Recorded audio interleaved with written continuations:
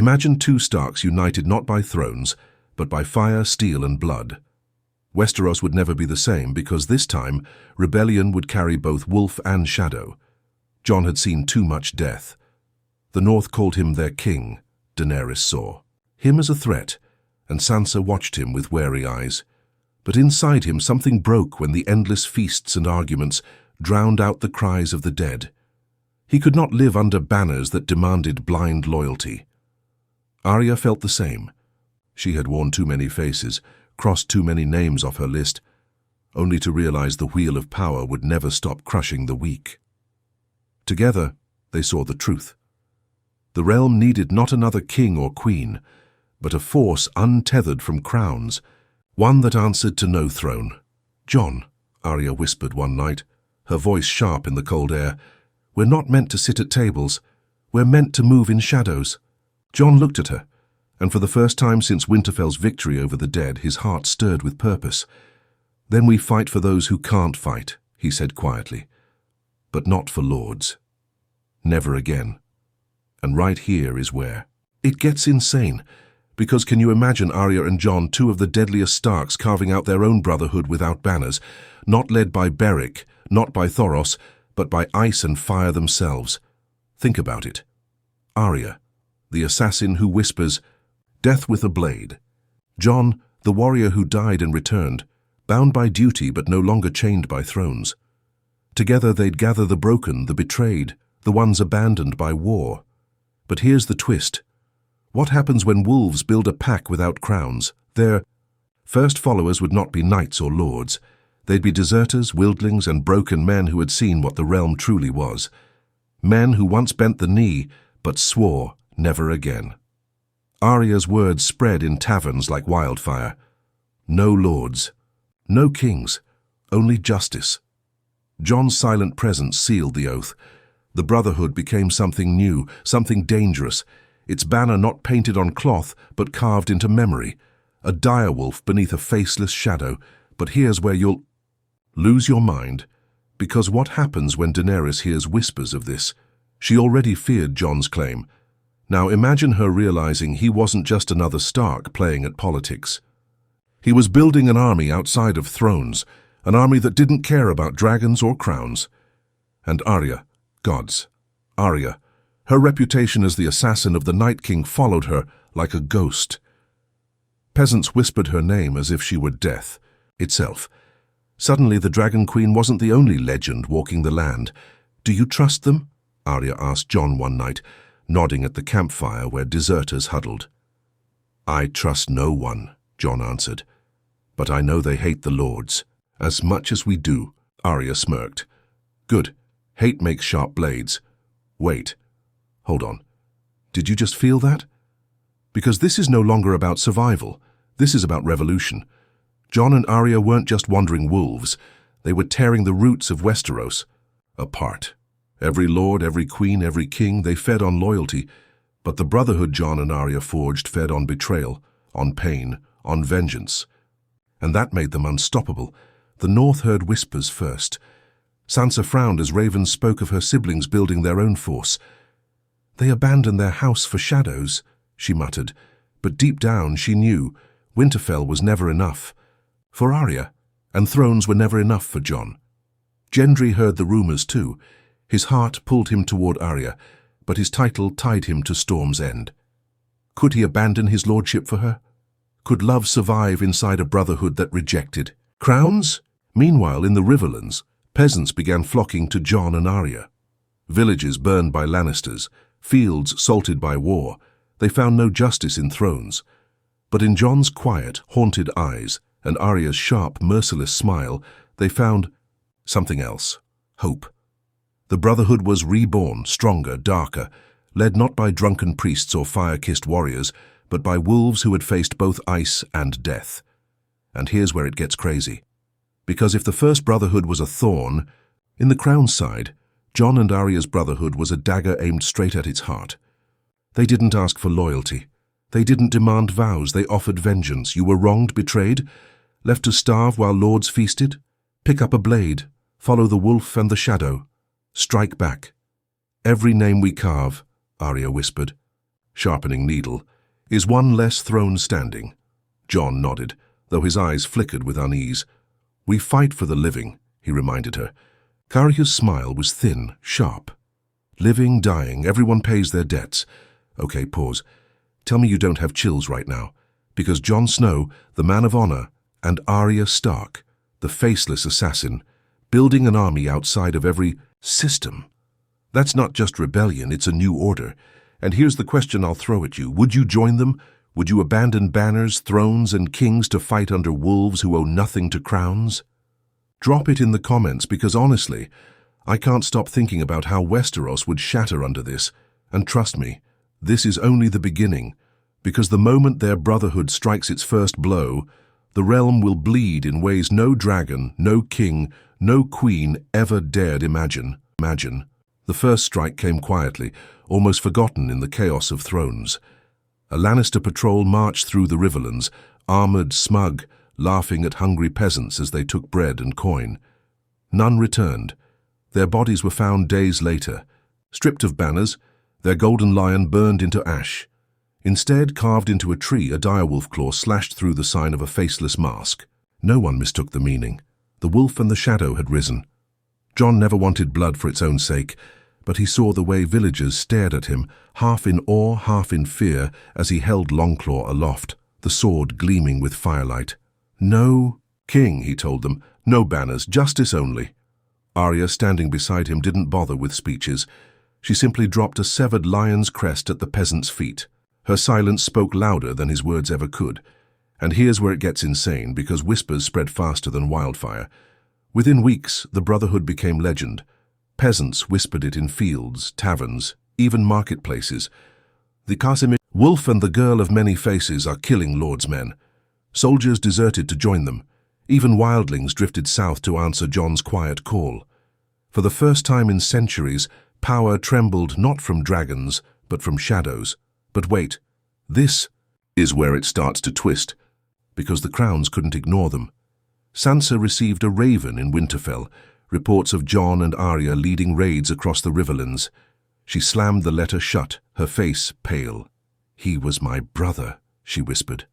And now he's my enemy. Her advisors begged her to denounce them, but Sansa hesitated. Blood was blood, even when it bled for shadows. Down in King's Landing, Daenerys' fury burned hotter than dragonfire. He takes my claim, she raged, pacing before Tyrion. First, he denies me the throne. Now he builds his own rebellion. Tyrion, always pragmatic, poured a cup of wine. He's not building a throne, Your Grace, that's the problem. You can't burn a shadow. Daenerys' eyes blazed. Then I'll burn the land it hides in. Wait, hold on, imagine that. Jon and Arya's Brotherhood wasn't just a rebellion, it was a ghost haunting every throne in Westeros. How do you fight an enemy that doesn't want to rule, doesn't raise banners, and hides among the people themselves? Every strike Jon and Arya made drew blood not just from soldiers, but from the very idea of kingship. Arya thrived in it. She slipped through camps like smoke, killing captains in their sleep, leaving behind nothing but silence. Jon hated her. Methods, but he couldn't argue with results. They'll call us murderers, he muttered one night. Arya's eyes gleamed in the firelight. Good. Let them be afraid. He shook his head. Fear builds tyrants. She leaned closer. No, Jon, fear kills them. And here's where it gets wild. The people loved them. Not in songs or parades, but in whispers. In bread shared across fires. In the way children laughed when Brotherhood. Scouts brought stolen grain. To them, Jon and Arya weren't wolves, they were saviors. And when peasants start seeing assassins and exiled kings as their only hope, the ground beneath thrones begins to crack. Of course, cracks draw enemies. The first real counter-strike came from the Lannisters. A host of 200 men marched to crush the Brotherhood camp. They found nothing but empty fields and faint smoke. That night their supply wagons burned, and when dawn broke, half their officers were dead with throats slit. Arya wiped needle clean and whispered, "A name for every drop of blood." Jon stood silent, staring at the corpses, his honor at war with necessity. Okay, pause. You feel that tension? Jon's honor versus Arya's ruthlessness? It's the heart of this new Brotherhood. And you have to wonder, would Jon's mercy weaken them, or would Arya's cruelty destroy them from within? Drop your thoughts below, because this conflict is about to rip the Brotherhood apart even as it grows stronger. Meanwhile, the small folk cheered. For every dead knight, for every raided supply train, their faith grew. And faith is dangerous. It turns killers into legends. Already tavern songs whispered of the White Wolf and the Shadow Girl. Legends twisted them larger than life. Jon, the ghost who rose from death to lead the broken. Arya, the faceless angel of vengeance. But legends are fire. They burn bright. But they also attract every moth. Soon, deserters, broken knights, even outlaws began joining in droves. Jon tried to train them, to mold them into something more than killers. But Arya didn't care. "We need blades, not banners," she said. Jon's frustration grew. He wanted a brotherhood with purpose, justice, rules. Arya wanted a storm, fast and merciless. Every night that gap widened. Sansa finally broke her silence. A raven left Winterfell warning Jon, "You are breaking the realm further. The North cannot shield you. Come home or be named traitor." Jon read it in silence, the words burning like ice. Arya snatched it from his hands and tossed it into the fire. "Traitor?" she laughed bitterly. "They called father a traitor too. Look where that honor got him." Jon's jaw tightened, but he said nothing. "Wait. Did you catch that? Because this is where history threatens to repeat itself. Eddard Stark chose honor, and it killed him. Arya rejects it, and Jon drowns in it. Together, they're walking the razor's edge between saviors and villains. Which side do you think they'll fall on?" Daenerys wasn't waiting to find out. Her dragons blackened the skies over the riverlands, and whole villages went up in fire. She claimed it was punishment for harboring traitors, but every scream only drew more rebels to Jon and Arya. "She burns us," Jon muttered, watching smoke rise from the horizon. Arya's smile was sharp as steel. "Good. Now the people see her for what she is." And here's the twist. Daenerys thought fire would kill the Brotherhood, but fire only feeds wolves. Every burned village turned to Jon. Every orphaned child learned Arya's name. Every lord who ignored the small folks' cries found themselves staring at shadows in the dark. This was no longer a rebellion. This was a reckoning. And the Crowns had no idea how deep the wolf's claws already dug into their world. The Brotherhood's shadow grew longer with every strike. What began as whispers in the Riverlands soon reached the Vale, the Stormlands, even Old Town. Lords dismissed it as another band of rebels. But when their tax collectors stopped returning, when caravans vanished, when bannermen deserted in the night, denial turned into fear. Power thrives on obedience, and Jon and Arya were teaching the realm how to disobey. Down in King's Landing, the council trembled. Varys's little birds carried stories of the faceless girl and the White Wolf. Tyrion warned Daenerys that the more she punished the people, the more they clung to Jon and Arya. "You cannot rule a graveyard," he said softly, but Daenerys' eyes were fire. "If they will not kneel, they will burn." She sent her armies north, determined to snuff out the Brotherhood before it became more than rumor. And here's where it gets crazy. The armies never found them. The Brotherhood wasn't a castle to siege or a throne to seize. It was smoke, moving camp by night, slipping through forests, striking only when unseen. Arya's faceless skills turned the war into chaos. Captains fell mysteriously. Supply lines crumbled. Soldiers muttered about ghosts and demons, their fear eating away at discipline. For the first time, the might of a queen faltered against shadows. But wait, this wasn't just about battles. This was about loyalty. Gendry struggled at Storm's End, torn between his lordship and the woman he couldn't forget. Letters reached him, carried in secret. Arya's name whispered in firelight, her shadow dancing across tavern songs. Finally, he stood before his lords and said, "If thrones can't protect the people, then what is this lordship worth?"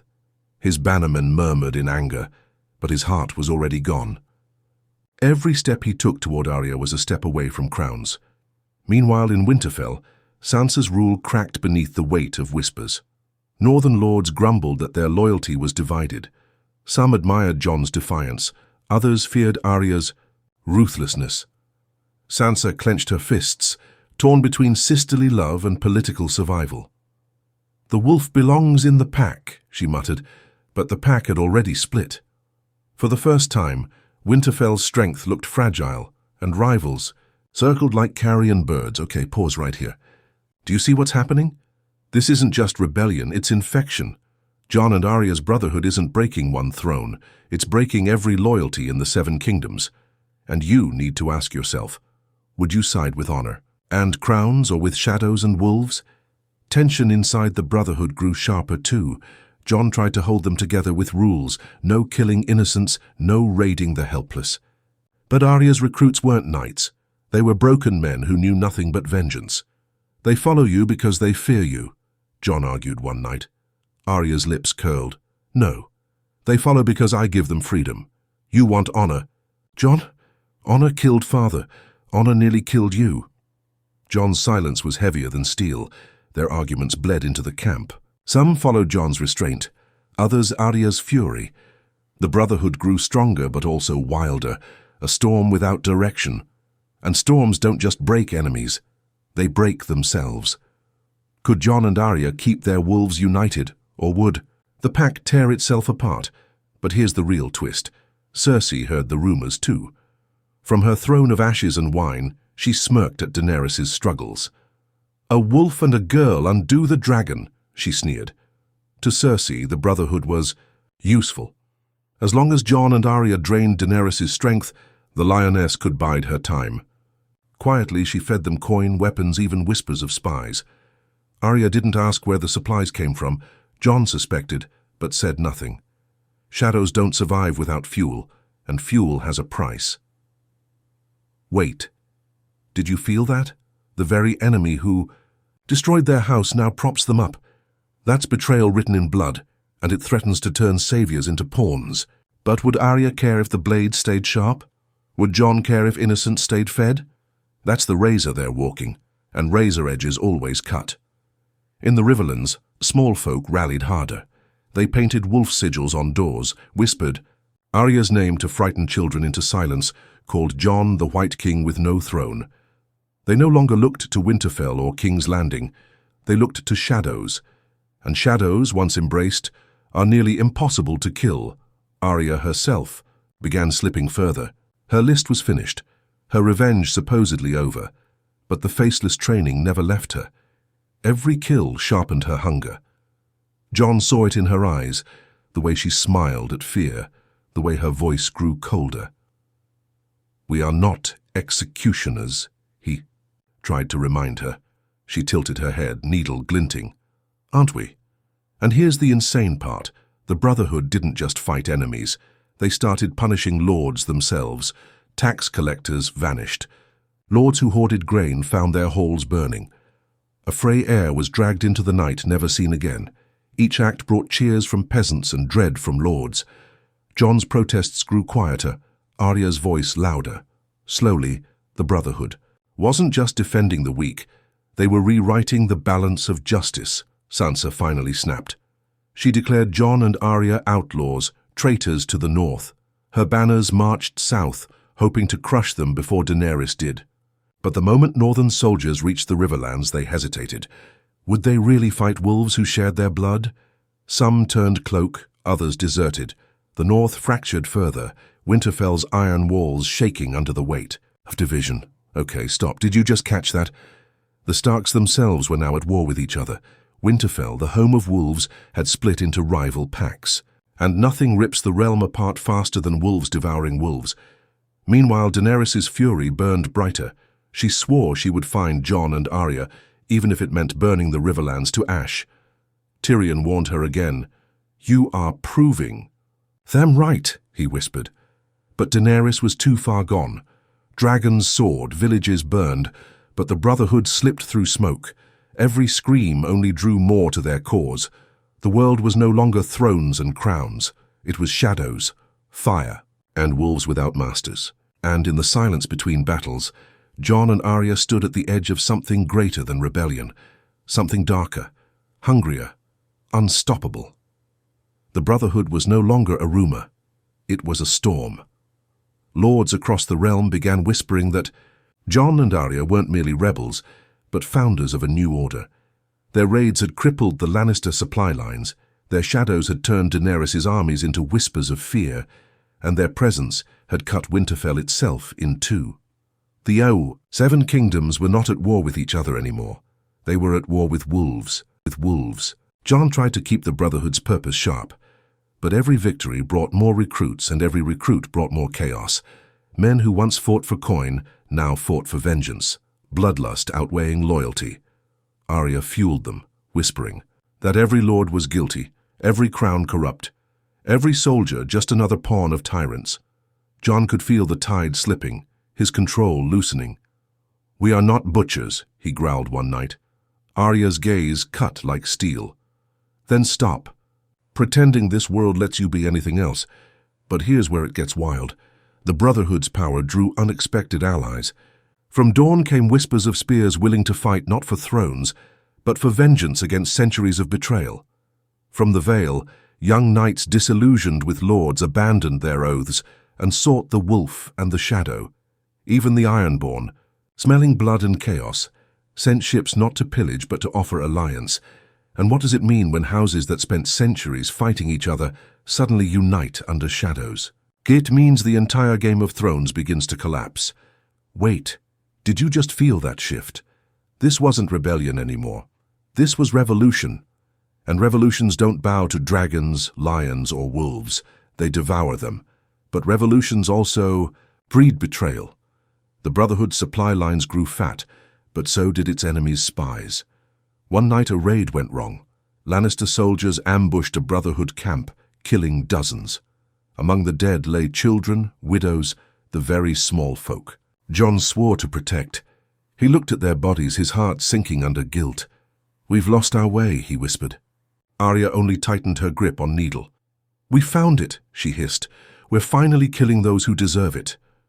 Their divide deepened with every raid. Jon still dreamed of justice, measured, fair, bound by honor. Arya dreamed of vengeance, merciless, swift, endless. The Brotherhood began to fracture between their visions, and when a rebellion splits, it tears itself apart faster than any army can. But here's the twist that rips everything open. Cersei struck a deal. From the Red Keep, she secretly sent gold and promises. In exchange for sparing certain Lannister caravans, she offered the Brotherhood intelligence on Daenerys' movements. Arya agreed without hesitation. Jon confronted her in rage. "We don't take blood money from lions," he shouted. Arya's eyes were cold. "We take whatever sharpens our blades." For the first time, Jon saw not his sister, but something darker, something faceless. Okay, pause. Imagine the weight of that moment. Jon Snow, who bled for honor, standing against Arya Stark, who abandoned it. If wolves cannot trust each other, how can a pack survive? And you need to ask yourself, if you were in their Brotherhood, whose side would you take? Jon's mercy or Arya's vengeance? Meanwhile, Daenerys' fury burned across the riverlands. Villages turned to ash under dragonfire, her rage twisting her vision of justice into terror. Tyrion's warnings fell silent. Varys whispered of treason, plotting to aid Jon and Arya instead. For the first time, the small folk began to see Daenerys not as a liberator, but as another tyrant cloaked in fire. And every scream of her victims echoed louder for Jon and Arya's cause. In Winterfell, Sansa faced her own nightmare. Half her bannermen wanted to march against the Brotherhood, half wanted to join them. Her council fractured, her authority weakened, and whispers began to spread. Perhaps the true Stark spirit no longer sat behind stone walls, but marched in the shadows with Jon and Arya. Sansa clenched her teeth, torn between sisterhood and survival. "They will bring ruin to us all," she muttered, but the more she fought, the more she looked isolated, a queen without a pack. The Brotherhood's legends twisted further. Peasants painted wolves on doors, praying for protection. Bards sang of Arya as the faceless angel, Jon as the risen king with no crown. Even children played games, shouting, "No kings, no thrones." The movement became more than blood. It became faith.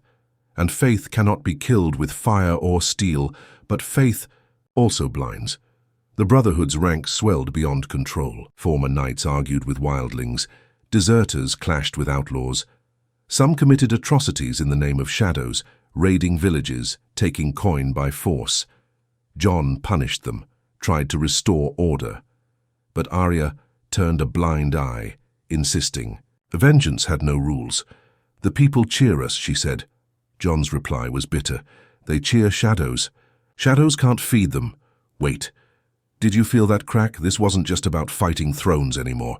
This was about Jon and Arya fighting each other, even while standing side by side.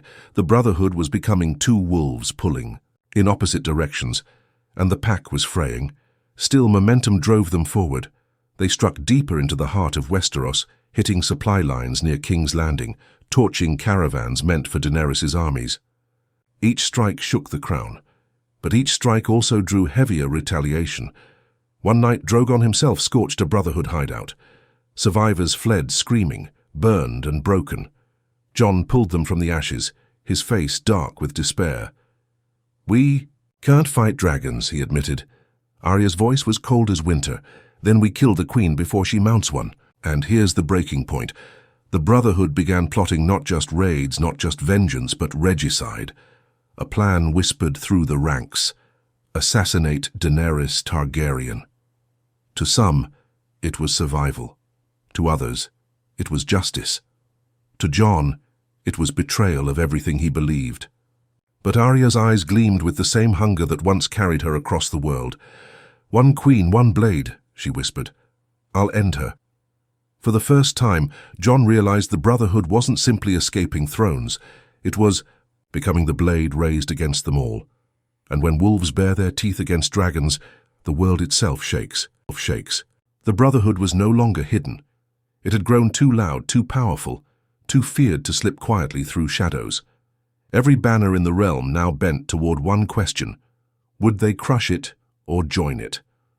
Armies began to converge, lords began to whisper of alliances, and for the first time, Jon and Arya stood not just against one throne, but against every throne at once. In the Riverlands, peasants rallied openly, feeding the Brotherhood, hiding them, guiding their paths. Children played games, chanting, "No lords, no kings, only wolves." But the more they were loved by the small folk, the more their enemies sharpened their blades. Daenerys prepared her dragons for one final march. Sansa raised her banners in the north, vowing to restore Stark honor. Even Cersei, calculating as ever, shifted her plots, using their chaos to weaken both dragon and wolf until she alone remained. And here's where it gets insane, because all three women, Daenerys, Sansa, and Cersei, saw Jon and Arya not as family or rebels, but as the single greatest threat to the realm's order. Imagine it. The Dragon Queen, the Northern Lady, and the Lioness, all aligning in one unspoken agreement. The Brotherhood must die. Inside the camp, the pressure tore deeper. Jon still believed they could remain just, sparing innocents, protecting the weak. Arya grew harsher, colder, convinced mercy was betrayal. "We kill one queen," she told him in a voice like steel, "and the world is free." Jon's jaw tightened. "Killing queens doesn't free anyone. It makes us the very thing we swore to fight." The firelight flickered between them, but neither stepped back. The pack was splitting from within. "Wait, did you catch that? We're watching the most dangerous thing possible, a rebellion too big to control, led by wolves who no longer share the same path. And you have to wonder, which wolf do you follow, the one who spares or the one who strikes?" Meanwhile, alliances collided. Gendry arrived at the Brotherhood camp, leaving Storm's End behind. His hammer was heavy, his loyalty heavier. He sought Arya, not thrones. But Jon eyed him warily. "You were a lord," Jon said. Gendry nodded. "And now I'm nothing. That's why I belong here." Arya welcomed him with a rare smile, but Jon saw danger. Love mixed with rebellion was a fire that burned too hot. From the south came Dornish spears, bitter and sharp, ready to join any fight against dragons or lions. From the Vale came deserters, sick of lords who feasted while they starved. Even among the Night's Watch, whispers rose, brothers who had once served beside Jon slipping away to fight under his shadow once more. The Brotherhood became not so a band, not even an army, but a movement. And movements cannot be killed by swords alone, but movements can betray themselves. Greedy captains within the Brotherhood began raiding for coin, not justice. Innocents were dragged into fire. Jon punished them, but Arya turned a blind eye. Fear keeps them sharp, she argued. Discipline keeps them honorable, Jon snapped back. For the first time, men muttered in camps, whispering of taking sides. The Brotherhood was no longer one voice, it was many, and some of those voices were hungry for blood. Okay, pause. Do you see how fast this escalates? The Brotherhood isn't just fighting enemies anymore, it's fighting itself. And this is the kind of fracture that makes or breaks history. Drop your take. Would Arya's brutality make them unstoppable? Or would Jon's honor be the only thing keeping them from self-destruction? As the Brotherhood tore at itself, the crowns moved closer. Daenerys's dragons circled, burning villages suspected of harboring wolves. Cersei fed lies into the Brotherhood, turning captains against captains. Sansa sent envoys to lure northern men back to her cause. 3 queens, 3 shadows, circling the wolves like predators. And yet, instead of fear, the Brotherhood grew, louder. Every fire Daenerys lit only fed their hunger. Every betrayal Cersei whispered only deepened their rage. Every raven from Sansa only convinced them Winterfell was another cage. One night, Arya returned from a raid, her blade dripping red. Jon confronted her. "Whose blood is that?" he demanded. She didn't answer. His hands tightened on Longclaw. "If you've crossed the line," Arya's stare froze him. "The line was crossed the day our father lost his head. Don't you dare speak of lines." Jon's silence was heavier than steel.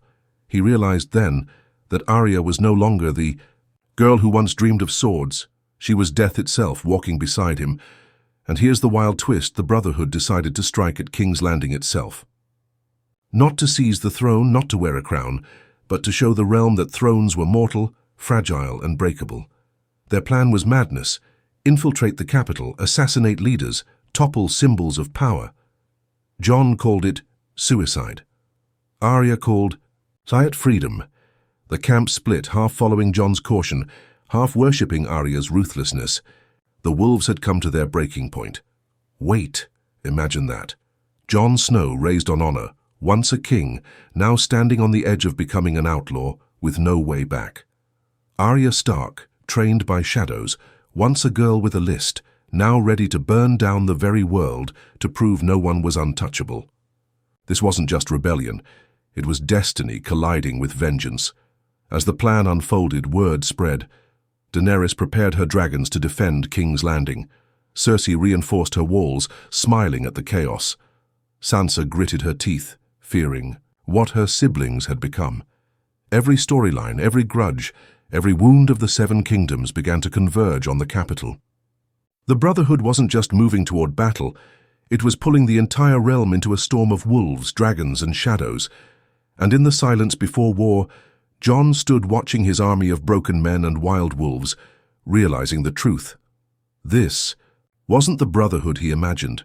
It wasn't justice anymore. It was fire and fury, a tide even he could not stop. Beside him, Arya smiled faintly, her shadow stretching long in the firelight. "One last strike," she whispered. "And the world will finally learn. The Brotherhood's march toward King's Landing was not a march in banners or shining armor. It was smoke, shadows, and broken men slipping through the woods and fields until the capital itself felt haunted. Rumors spread faster than ravens. The wolf and the faceless shadow were coming, and not even dragons could stop them. Daenerys stood atop the city walls, Drogon snarling beneath her. Her eyes blazed at the sight of flickering fires across the horizon, villages feeding Jon and Arya's cause. "They will die," she hissed. Tyrion stood beside her, pale and shaken. "Every fire you light feeds theirs. Every corpse you burn sings their names louder." Daenerys turned sharply. "Then I will drown them in fire until the songs choke." But here's where it gets insane. Because Arya was already inside the city. She wore another's face, slipped through markets, vanished into alleys. Whispers of shadows grew into terror. Captains never woke. Lannister officers vanished. Even within the Red Keep, servants swore they saw the ghost of a girl with wolf's eyes drifting in torchlight. Arya was not leading an army that day. She was the army. Jon, outside the gates, struggled with the weight of it. The Brotherhood looked to him for orders, but all he saw were tired faces, hungry eyes, children clutching daggers too large for their hands. This was not the war he wanted, yet he could not stop it. "We fight for justice," he told them, voice heavy, but the men cheered for vengeance instead. "Wait, do you feel that tension?" Jon's words no longer matched the fire around him. He wanted justice, but his army wanted blood. And Arya, she was giving it to them. Can you imagine standing in Jon's boots, realizing your own sister commands more loyalty than you? Drop it in the comments. Would you stay or walk away? The assault began not with horns or drums, but with silence. Gates creaked in the night, guards slumped lifeless at their posts. By dawn, fires bloomed inside the capital. Brotherhood raiders struck supply stores, armories, even noble houses. Panic spread faster than soldiers could contain it. From the skies, Drogon descended, fire rolling across the city streets. Men screamed as flames turned alleys into rivers of ash. But even dragonfire couldn't burn shadows. Arya slipped through smoke, dagger flashing, death moving unseen. Jon charged at the front, longclaw in hand, not to destroy but to shield. He cut through soldiers, but every time his blade fell, he felt his soul darken. "Stop!" he roared, at his men as they dragged women from houses. "This is not our fight!" But his voice drowned in the chaos. The Brotherhood no longer belonged to him. Inside the Red Keep, Arya moved like a phantom. She had one name left now, one purpose: Daenerys Targaryen. She passed through halls she once knew as a girl, slipping by guards who never saw her. Her feet echoed silently, needle clutched tight. For years, Arya Stark had carried a list. Tonight she meant to finish it. But wait, here comes the twist that changes everything. Because Jon stormed into the Red Keep too. He had seen what the Brotherhood became outside, the blood, the fire, the madness. He knew if Arya killed Daenerys, there would be no end to the chaos. One queen's death would not free Westeros. It would doom it to endless shadows. He raced through burning halls, calling Arya's name, even as the city crumbled around them. "Jon," Arya's voice was calm when he found her. She stood at the door to Daenerys' chambers, her dagger dripping from a fresh kill. Too unsullied, lay motionless at her feet. Her eyes were cold, her face pale, but her hand did not tremble. "She dies tonight," Jon's chest heaved. "If you kill her, we're no better than the monsters we fight." Arya's lips twisted into a bitter smile. "We were never better, we were just quieter. Wait, stop. This is the moment. Two wolves, two paths colliding in firelight. Arya, the assassin who embraced death. Jon, the warrior who clung to honor. And you, whose side are you on? Because what happens next decides the fate of the realm." Inside the chamber, Daenerys waited. Drogon roared outside, wings beating the air. She looked at Jon with betrayal, at Arya with rage. "You are nothing without thrones," she spat. "You will tear the world apart." Arya stepped forward, dagger glinting. Jon raised Longclaw, not at Daenerys, but at Arya. "Don't," Jon whispered, his voice breaking. "She is not yours to kill." Arya's gaze met his, wolf to wolf. "Every name was mine," she said, voice like ice. And here's the shock. The Brotherhood itself stormed into the hall, bloodied, roaring, demanding Daenerys' death. They raised blades, shouting Arya's name, not Jon's. The wolf of honor had been silenced. The shadow ruled now. Jon stood between them and Daenerys, blade trembling. "Enough!" he roared, but his voice cracked under the weight of fire and screams. The clash was inevitable. Brotherhood blades met dragonfire. Drogon's roar split the night, incinerating rebels as Arya darted through the chaos. She lunged at Daenerys, her dagger flashing, but Jon's sword intercepted hers. The siblings' blades clashed, steel ringing. In the burning Red Keep, Arya's eyes blazed with fury, Jon's with sorrow. "You'll damn us all!" he shouted. "We were damned the moment father knelt," she spat back. "Okay, pause. Did you expect this? Because this isn't wolves fighting dragons anymore. It's wolves fighting wolves, and the pack itself is tearing apart. And you need to decide. Was Arya right to strike or Jon right to stop her? The fight was brutal, swift, heartbreaking. Arya moved with shadows, striking fast, silent, merciless. Jon fought with strength, desperation, honor. Neither yielded. Each blow was not just steel but memory. Winterfell, childhood, faces long gone. At last Jon disarmed her, Longclaw pressing against her chest. His hands shook. He couldn't do it. "I won't kill you," he gasped. Arya's eyes shimmered, but her dagger still trembled in her grip. "Then you'll lose everything, and—" Here's the twist. Daenerys herself struck. With a scream she hurled a spear, grazing Arya's arm. Arya stumbled, her dagger clattering. Drogon roared, fire pouring into the chamber. Jon pulled Arya down, shielded her, his cloak burning. The flames consumed tapestries, walls cracking, the Red Keep collapsing in thunder and smoke. When the fire cleared, Arya was gone, vanished into shadow once more. Daenerys, bloodied but alive, stood trembling, her eyes locked on Jon. "You betrayed me," she whispered. Jon's voice was hoarse. "I saved you." She shook her head, fury breaking through. "No, you saved yourself." Drogon roared, and with a final glare she soared into the skies, leaving Jon in ashes. Outside, the Brotherhood scattered. Some burned in fire, others fled into night. The dream of wolves and shadows cracked apart, its leaders broken, its purpose shattered. But the name would not die. In taverns and fields, peasants still whispered of Arya's shadow and Jon's sorrow. The Brotherhood became legend, even as its founders bled apart. Wait. Did you catch that? Because this is how history works. It doesn't end clean. Wolves don't always win, dragons don't always rule, but legends never die. And you? Do you think Jon was right to stop her, or should Arya have struck the final blow? That question will haunt Westeros forever. The Red Keep lay in ruins. Stones still smoked from dragonfire. Bodies lay scattered in the rubble, and the once proud banners of kings were nothing but ash on the wind.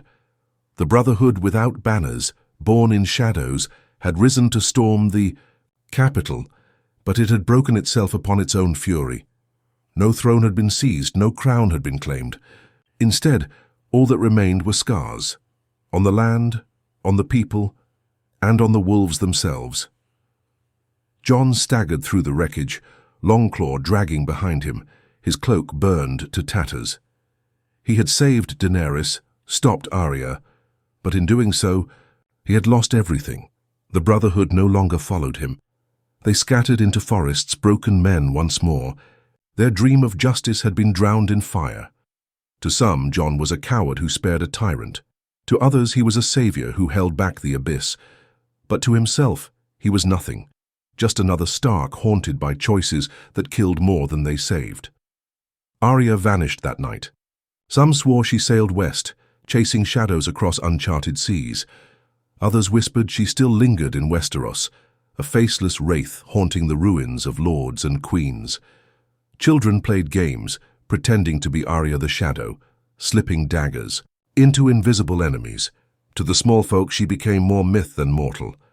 The wolf girl with no face, she comes for those who betray. Fear and hope blurred until she was no longer Arya Stark, but something larger, something eternal. And here's the wild part. Though the Brotherhood fell, its legacy lived. Villagers refused to pay taxes to lords. Farmers raised blades when soldiers came to collect grain. Small folk who once bent the knee now muttered, "No kings, no queens. Wolves keep us safe." The movement was dead, but its spirit bled into the bones of the realm. Thrones burned, but shadows survived. Meanwhile, Daenerys sat uneasy on her throne of rubble. She had survived Arya's blade, survived Jon's mercy, but her victory felt hollow. Every village she burned cried her name as curse, not blessing. Every survivor whispered of the Brotherhood as martyrs.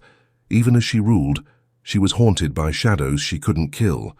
Drogon's wings darkened the skies, but beneath those skies, peasants refused to kneel. Fire could destroy bodies, but not faith, and the faith of the people now belonged to wolves, not dragons. Wait, did you just feel that shift? Thrones used to mean everything. Now they meant nothing. Power didn't live in castles anymore. It lived in whispers, in songs, in the memory of rebellion. And you, be honest, what terrifies a queen more?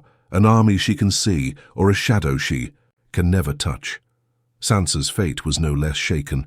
Winterfell remained, its walls strong, its banners proud, but its heart cracked. The North whispered too loudly of Jon's betrayal, of Arya's fury, of wolves who no longer belonged to Winterfell. Sansa sat alone, ruling a kingdom that doubted her. Her siblings' rebellion left her legacy fragile, her crown heavy. She once dreamed of power, but power now felt like chains. "The pack survives," she whispered at her window, but the words tasted like lies. And Jon? His fate was the cruelest of all. Branded traitor by some, saint by others, he chose exile once more. He left the ruins of thrones behind, disappearing into the wilderness beyond the wall. Some say he sought peace among the free folk. Others believe he searched endlessly for Arya, trying to bring his sister back from shadows. But the truth? Jon Snow was neither king nor brother, neither savior nor villain. He was a ghost, wandering a world that no longer wanted him. The Brotherhood without banners did not survive as an army, but as a legend, it became unstoppable. Songs carried their story. Merchants told it at crossroads. Children whispered it in the dark. The wolf and the faceless shadow. Siblings who stood against crowns, who fought for justice but bled into vengeance, who nearly tore the world apart. The thrones remained but weaker. The realm survived but changed. No king, no queen, no banner could ever rule unchallenged again. Okay, pause. That's the lesson, isn't it? Thrones burn, kings die, queens fall, but ideas live forever. Jon and Arya didn't just found a brotherhood. They planted a seed of rebellion that would outlive them both. And don't you see it? If this really happened, Westeros wouldn't be a land of thrones anymore. It would be a land of whispers, wolves, and shadows. In the end, the question wasn't who ruled the realm, it was who the realm believed in. And long after dragons slept, long after castles crumbled, peasants still told the story of two Starks who refused crowns and built something more dangerous, a world where no one bowed. The smoke of rebellion never truly clears. Kings die, queens fall, castles burn, but stories linger like ghosts. Jon and Arya Stark's brotherhood without banners was gone in flesh, but alive in legend. Across Westeros, in taverns and villages, their names carried like prayers: the wolf who turned from crowns, the faceless girl who carried death in her pocket. Together, they were the fire no throne could put out. Bards sang of them not as rulers, but as myths. Jon became the White Wolf, a king who never wore a crown, who fought for justice yet vanished into snow. Arya became the Shadow, death without a face, vengeance without end. And though neither claimed the Iron Throne, their story mattered more than any crown. Because what survives longer, steel or whispers? Thrones rust, stories don't. And here's the crazy part: those stories reshaped the realm. Small folk no longer bowed so easily. When lords demanded taxes, farmers muttered, "The wolves will come." When soldiers tried to drag children to war, mothers whispered, "The faceless girl." Watches. A shadow rebellion lived on, invisible, unstoppable. The Brotherhood was not an army anymore. It was an idea, and ideas cannot be burned by dragonfire. Wait. Stop and think about that. Thrones are fragile because they demand obedience. But once the people taste freedom, even in rumor, they never fully kneel again. So tell me, what's more dangerous to a queen? An army marching at her gates, or a story in every child's heart? Jon's fate remained a wound no one could close. Some claimed he wandered north with the free folk, vanishing into snow. Others whispered he walked endlessly, searching for Arya. A few swore he died in the wilderness, laid to rest beneath the weirwoods. But none of it mattered, because in memory, Jon Snow never stopped walking. He became the ghost that haunted. Every crown, the man who could have ruled but refused, Arya's legend burned brighter, darker. Peasants told tales of her appearing in lords' halls, a faceless shadow taking justice where no law dared. She was the nightmare of tyrants, the dream of the broken. Some swore she sailed west and built a new brotherhood in lands unseen. Others claimed she returned again and again, wearing new faces, never dying. Arya Stark was gone, but the shadow never left. And here's where it gets chilling, because what if she didn't stop? What if Arya's blade lived forever in whispers, inspiring every rebellion, every dagger in the dark, every refusal to kneel? That's not just a story. That's a curse laid on crowns until the end of time. Sansa ruled the north, but even her crown felt brittle. Whispers of Jon and Arya echoed in her halls. Some banners followed her, others doubted her. Many remembered the wolves who chose freedom over thrones. Every decision she made was measured not against her own power, but against the shadows of her siblings. She held Winterfell, but she never held their legacy. Daenerys' reign endured, but not unbroken. She sat the Iron Throne, Drogon coiled beside her, but her rule was hollow. The small folk never forgot the villages she burned. Every feast tasted of ash, every victory echoed with shadows. She could kill 1,000 rebels, burn 1,000 fields, but she could never kill the ghost of the wolf and the shadow girl. And that, more than swords, more than daggers, was the wound she could never heal. Okay, pause. Do you see the pattern? Thrones demand fear, but once fear breaks, it never returns. Jon and Arya shattered it. They didn't need to rule because they proved rulers could bleed, and that proof is more powerful than any crown. Centuries later, when bards sang of kings and queens, most were forgotten. But the story of Jon and Arya's brotherhood remained. Parents told it to children at night. Rebels carved wolf sigils into trees. Lovers whispered it in secret, promising never to bow. Their legacy was not crowns won or castles claimed. It was rebellion itself. So here's the question, the only question that matters. What do you think Westeros became after them? Did it fall into endless chaos, each rebellion feeding the next? Did it finally break the cycle of thrones?